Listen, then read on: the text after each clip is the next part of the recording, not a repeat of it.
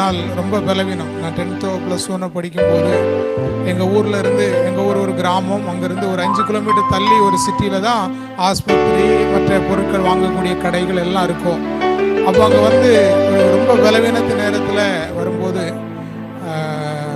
எங்கள் அம்மாவுடைய அந்த பலவீனம், ஆஸ்பத்திரி போயிட்டு ஊசியெல்லாம் போட்டுட்டு இன்ஜெக்ஷன் போட்டுட்டு பஸ்ஸுக்காக காத்திருக்கிற அந்த நேரத்தில் எங்கள் அம்மா மடியில் அப்படி சாய்ந்து படுத்திருந்தேன். எனக்கு இப்போ ஞாபகம் வருது. அப்போது ஏன்னா நிறைய நேரங்களில் நல்லா இருக்கும்போது நம்ம என்ன பண்ண மாட்டோம், அப்போ அம்மாவுடைய அருமை தெரியாது, அப்பாவுடைய அருமை தெரியாது.